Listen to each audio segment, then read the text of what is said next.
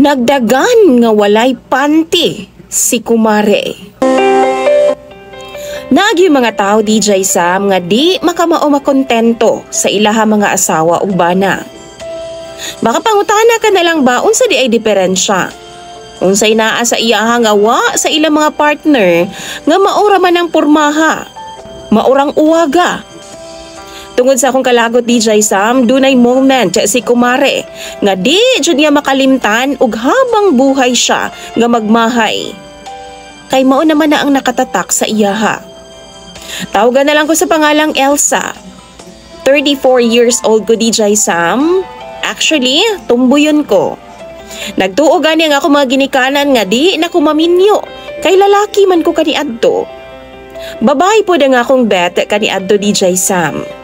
Og tungod lagi anang inom-inom, nadulugan ko sa akong best friend nga laki ug dunay nahitabo namong duha. Taas ni nga akong sulat DJ Sam, mao nga kaduhaon na lang nako nigbahin. Bali part 1 ug part 2. Sugda nako dihang batanon pa ko DJ Sam. Edad pa ko og 8 anyos. Dunay niabot sa among lugar bag-o namong silingan. Tawgon na lang nato siya sa pangalang Rikrik. Si Rikrik DJ Sam ang akong pirmi nga kaduwa kaniadto. Kay lagi lakin-on lagi ko. Di ko ganahan makigduwa sa mga babae DJ Sam kay para sa ako ang mga baho silag bisong. Mao na ang term nga akong ginagamit sa ilaha kaniadto pag muduol sila nako. Kay lagi di ko ganahan sa ilang mga ginapanghaniyag nga mga duwa DJ Sam. Luksong tinik, jackstone, Chinese garter ug uban pa. Kana mga pambabae ba? DJ Sam, kung di ko moapil, ilaha kong bulihon. Tumboyeta lagi daw ko. Og aron di na sila muduol nako, mag-andam kog bato sa akong bulsa og singgitan nako silag mga bahog bisong. Manghilak na sila DJ Sam og managan. Maong nabansagan ko sa among lugar nga palaaway nga tomboy. Lalaki ang ako mga barkada kaniadto DJ Sam. Isa na diha si Rikrik ug siya jud ang akong pinakasuod sa tanan. Ang kunon ko DJ Sam, bugoy-bugoy gid ko kaniadto. Wa pud ko'y pakialam kung unsa ikasulti sa akong mga silingan. Basta kay bata ra ko. Ug ang akong concern lang, malingaw lang nako ang akong kaugalingon. Isa ra jud ang nagapaamo sa ako DJ Sam nga babay. Si Trisha. Crush kay namo siya ni Rikrik. Pution siya, taas og shiny og buhok. Tapos humot kaayo. Kana bitawng bata nga napuno og pulbos ang buko-buko og liog DJ Sam.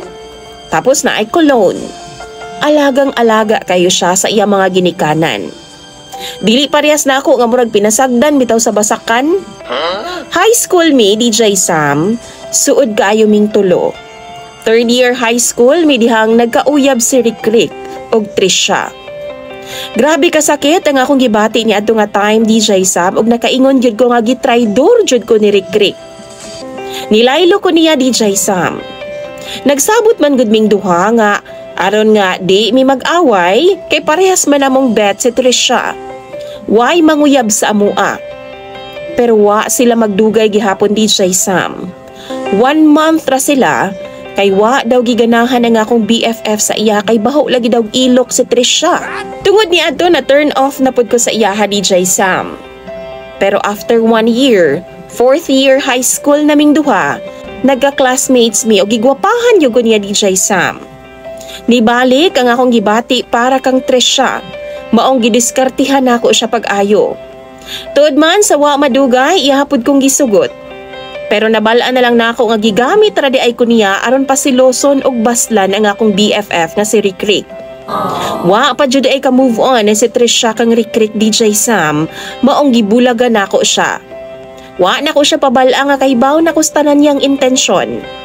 Every time nga magkaistorya ming Rikrik, ginadaot na ako siya samot. Ang iyang baho nga ilok, gidungagan ako nagbuugon, baho gatiil, palautot, way hugas. Basta, tanang negatibo ako anang gihatag kang Trisha. Nakita pod na ako nga desidido na si Rikrik nga di nabalikan siya, kay feeling na ako, giluod na pod siya DJ Sam.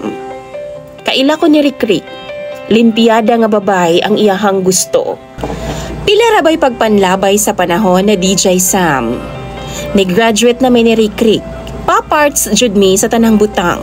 Samtang si Trisha nagpabilin siya sa bukid kay wa ka-afford ang iyang mga ginikanan sa college. Usahay manindera siya sa lungsod pero tungod lagi daw sa kamaldita. Di magdugay kay pang-awayon man daw niya ang iyang mga customer. Nang-apply mig trabaho ni Rick DJ Sam. Parehas ming duha nga nadawat. Og bago ming duha nagsugod sa trabaho, nagkasinabot ming duha nga mag-celebrate kay naa na lagi mi trabaho. Welcome sa mga bayro nun, kumbaga. Excited na mi nga makatabang og bayad sa among mga bills sa balay ug labaw sa tanan, medyo makatakas na mis mga yaw-yaw sa among mga ginikanan. Nag-inuming duha ni Rick. Sud sa among girentahan nga boarding house sa syudad. Unsa bang pagkahitabo DJ Sam nga pananaw nako ni Rick perti namang gwapaha. Mura naman og idol nako nga si Liza Soberano. Lahi na gyud ang trip nako ato nga time DJ Sam. Syoktong ba naman ang among giinom? Grabe kaig tama. Alangan mo ra may kaya namo. Ako na ang una mi kurambos gud ni Rick DJ Sam ug nagpauraray pud ang pahong. Giganahan man pud siya. Ug tungod ni adto, nakuha gyud ni Rick ang akong pagkababay DJ Sam. Nahadlok gyud tawon ko og paskan akong mahaya pagkaugma. Hadlok kong mabuntis DJ Sam. Kay bisan laki ko og barog, naaman ko'y fem-fem og matres. Wa jud ko nasayop kay wa man gyud ko gidatnan sa akong regla pagkasunod buwan. Grabe ang akong kakulba DJ Sam. Gikatawan ra ko niya pero wa ko giganahan. Ambot ba babae ang akong gusto DJ Sam nga makauban.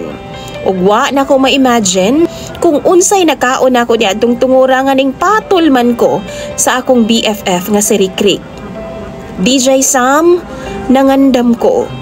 Og nagsuggest ko kang Rick nga parehas man mi nga di pa ready sa responsibilidad.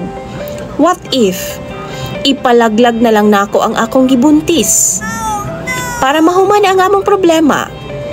Apa nasuko siya DJ Sam. Ingon pa siya, panagutan daw niya nga akong gisaba. Kay wa daw'y sala ang bata. Parehas daw ming single. Bisan tomboy ko DJ Sam, babae man daw gihapon ko, ug lalaki siya. Baong pwede ra gyud daw kaayo ming magpakasal ug magbuo og among kaugalingong pamilya.